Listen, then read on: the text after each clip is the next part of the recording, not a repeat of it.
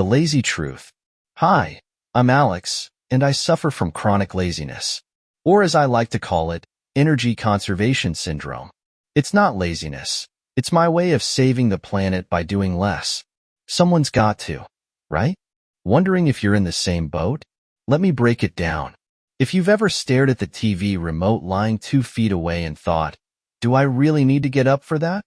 Congrats, you're one of us. If you have a to-do list that's really just a maybe someday list, welcome to the club. And if you've ever justified cereal for dinner just to avoid cooking, well, you're practically our mascot. Final test? If hearing this made you think, I'll deal with it later, then congrats, you've earned your membership. Don't worry, though there's no shame in it. Or at least, I haven't felt any yet. But maybe that's just because I'm too lazy to evaluate my emotions. How did I get this lazy? It all started in childhood. I wasn't born. I was gently rolled into the world, already conserving energy. My first words weren't mama or dad. They were 5 more minutes. School didn't help. I was the master of doing just enough to get by. Homework?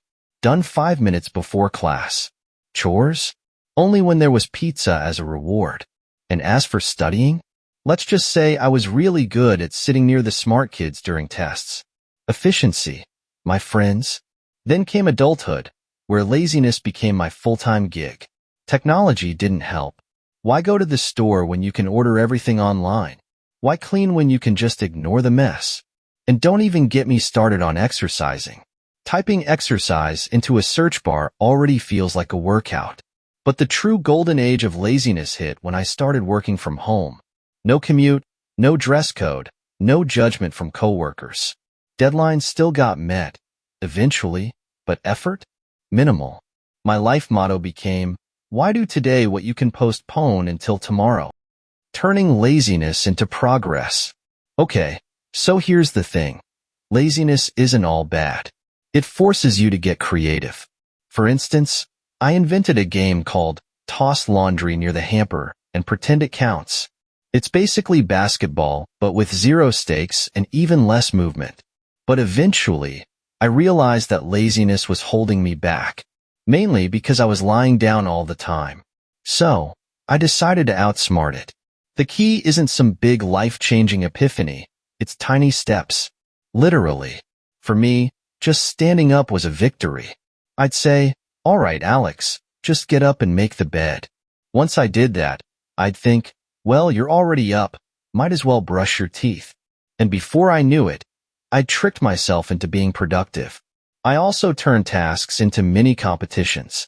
How fast could I do the dishes?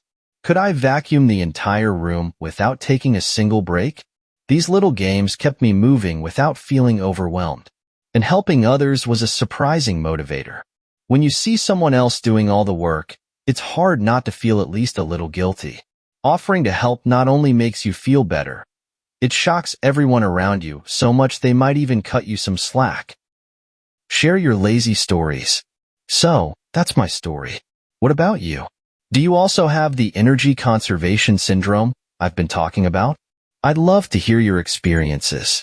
What's the laziest thing you've ever done? Have you invented any life hacks to make laziness more efficient? Drop your stories in the comments. I'm all ears. Well, as long as listening doesn't require too much effort. And hey, don't forget to subscribe. Stay tuned for more of my adventures in mastering laziness and embracing all its quirky moments.